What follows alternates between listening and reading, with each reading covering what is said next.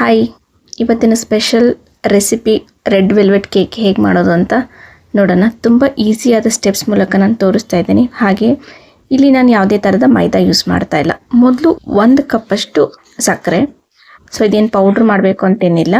1/2 ಕಪ್ಪಷ್ಟು oil, cooking oil, ಅಂದರೆ plane ಆಗಿರಬೇಕು, ಯಾವುದೇ ಫ್ಲೇವರ್ ಕೋಕೋನಟ್ ಆಯಿಲು ಆ ಥರದ್ದು ಯಾವುದು ಬೇಡ, ಪ್ಲೇನ್ ಆಯಿಲ್ ಯೂಸ್ ಮಾಡಿ. ಇಲ್ಲಿ ನೋಡಿ 1 ಕಪ್ ಆಗೋಷ್ಟು ಗೋಧಿ ಹಿಟ್ಟು ತೊಗೊಳ್ತಾ ಇದ್ದೀನಿ. ಹಾಗೆ ಇನ್ನೊಂದು 1/2 ಕಪ್ ಗೋಧಿ ಹಿಟ್ಟು, ಅಂದರೆ 1 ಕಪ್ಪು ಪ್ಲಸ್ ಅದ್ರ ಜೊತೆ ಒಂದು 1/2 ಕಪ್ಪು ಗೋಧಿ ಹಿಟ್ಟನ್ನು ತೊಗೊಳ್ತಾ ಇದ್ದೀನಿ. 1 ಕಪ್ ಸಕ್ಕರೆ ತೊಗೊಂಡಿದ್ದೀನಿ.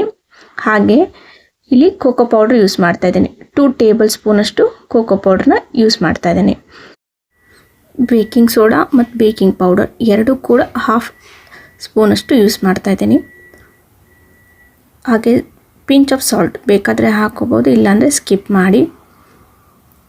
ಈ ಹಿಟ್ಟನ್ನೆಲ್ಲ ನಾವೇನು ಮಾಡಬೇಕು, ಜರಡಿ ಇಟ್ಕೊಳ್ಲೇಬೇಕು, ಯಾಕಂದರೆ ಯಾವುದು ಗಂಟುಗಳು ಏನೂ ಇರಬಾರ್ದು. 1 ಕಪ್ಪಷ್ಟು ಮಿಲ್ಕ್ ಯೂಸ್ ಮಾಡ್ತಾ ಇದ್ದೀನಿ. ವೆನಿಲಾ ಎಸೆನ್ಸು ಅದು ಕೂಡ 1 ಟೀ ಸ್ಪೂನಷ್ಟು. ಹಾಗೆ ಕಲರ್ ಬೇಕಂದರೆ ರೆಡ್ ವೆಲ್ವೆಟ್ ಅಲ್ಲ, ಅದಕ್ಕೆ ಕಲರ್ಗೋಸ್ಕರ 2 ಸ್ಪೂನಷ್ಟು ಕಲರ್ನ ಯೂಸ್ ಮಾಡ್ತಾ ಇದ್ದೀನಿ. ಹಾಗೆ ವೆನಿಗರ್ನ ಅದನ್ನು ಕೂಡ 1 ಟೀ ಸ್ಪೂನಷ್ಟು ಯೂಸ್ ಮಾಡ್ತಾ ಇದ್ದೀನಿ.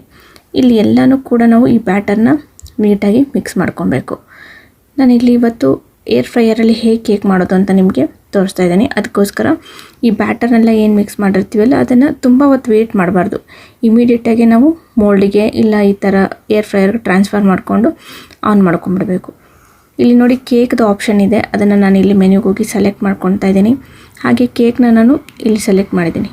ಟೆಂಪ್ರೇಚರು, ಟೈಮಿಂಗ್ಸ್ ಎಷ್ಟು ಬೇಕು, ಟೈಮಿಂಗ್ ಇದನ್ನು ನಾವೇನಿಲ್ಲ ಅಂದರೂ 180 ಡಿಗ್ರಿಯಲ್ಲಿ 10 to 15 ಮಿನಿಟ್ಸ್ ಬೇಕ್ ಮಾಡಿದ್ರೆ ಸಾಕು. ಓಕೆ, ಇನ್ನು ಜಾಸ್ತಿ ಬೇಕು ಅಂದರೆ 20 ಮಿನಿಟ್ಸ್ ಬೇಕಾದ್ರೆ ಇಟ್ಕೊಬೋದು. 165 ಡಿಗ್ರಿ ಇಟ್ಕೊಂಡಿದ್ರೆ 125 ಮಿನಿಟ್ಸ್ವರೆಗೂ ಇಟ್ಕೊಬೋದು. ಈ 10 to 15 ಮಿನಿಟ್ಸಲ್ಲೇ ನಮಗೆ ಈ ಅವನ್ನಲ್ಲೆಲ್ಲ ಬೇಕಾಗಿಬಿಡುತ್ತೆ. ಅದು ಬೇಕಾಗ್ತಾ ಇರಲಿ, ಅಲ್ಲಿವರೆಗೂ ಹೇಗೆ ರೆಡ್ ವೆಲ್ವೆಟ್ಗೆ ಕ್ರೀಮ್ ಮಾಡ್ಕೋಬೇಕಲ್ಲ, ಅದು ಹೇಗೆ ಮಾಡೋದು ಅಂತ ನೋಡೋಣ. ಇವತ್ತು ನಾನು ನಿಮ್ಗೆ ಇಲ್ಲಿ ತೋರಿಸ್ತಾ ಇರೋದು ಸ್ಪೆಷಲ್ ಕ್ರೀಮ್ ರೆಸಿಪಿ ಆಗಿರುತ್ತೆ. ಹೇಗೆ ಅದನ್ನು ಬಟರ್ ಕ್ರೀಮ್ ಹೇಗೆ ಅದನ್ನು ಫ್ರೋಸ್ಟಿಂಗ್ ಮಾಡ್ಕೊಳೋದು ಅಂತ ತೋರಿಸ್ತಾ ಇದ್ದೀನಿ. ಅಂದರೆ ಕ್ರೀಮ್ ಚೀಸ್ ಫ್ರೋಸ್ಟಿಂಗ್ ಅಂತ ಕರಿತೀವಿ. ಇದನ್ನು ಹೇಗೆ ಮಾಡೋದು. 100 ಗ್ರಾಮ್ ಆಫ್ ಚೀಸ್ ತೊಗೊಂಡಿದ್ದೀನಿ. ಹಾಗೆ 1 ಕಪ್ಪು ಬಟರ್, ಅದು 100 ಗ್ರಾಮೇ ತೊಗೊಂಡಿದ್ದೀನಿ. ಹಾಗೆ 2 ಕಪ್ಪಷ್ಟು ಐಸಿಂಗ್ ಶುಗರ್, ಇದನ್ನೆಲ್ಲನೂ ಕೂಡ ಬೀಟ್ ಮಾಡ್ಕೋಬೇಕು, ನೀಟಾಗಿ ಈ ಥರ ಮಿಕ್ಸ್ ಮಾಡ್ಕೊಬೇಕು. ಹಾಗೆ ವೆನಿಲಾ ಎಸೆನ್ಸ್ ಕೂಡ ನಾವಿಲ್ಲಿ 1 ಟೀ ಸ್ಪೂನಷ್ಟು ಹಾಕೋಬೋದು. ಕೇಕ್ ನೋಡಿ ಈ ಥರ ಬೇಕಾಗಿದೆ. ಈ ಬೇಕಾಗಿರ್ತಕ್ಕಂಥ ಕೇಕಿಗೆ ಎಲ್ಲನೂ ನೀಟಾಗಿ ಈ ಥರ ಕ್ರೀಮ್ನ ಅಪ್ಲೈ ಮಾಡ್ಕೊಳ್ಳೋದು. ಓಕೆ, ಎಲ್ಲನೂ ನಾವು ಇದು ಚೀಸ್ ಆಗಿರಲಿ ಹಾಗೆ ಬಟರ್ ಆಗಿರಲಿ ಎಲ್ಲ ಕೂಡ ರೂಮ್ ಟೆಂಪ್ರೇಚರಲ್ಲೇ ಇರಬೇಕು.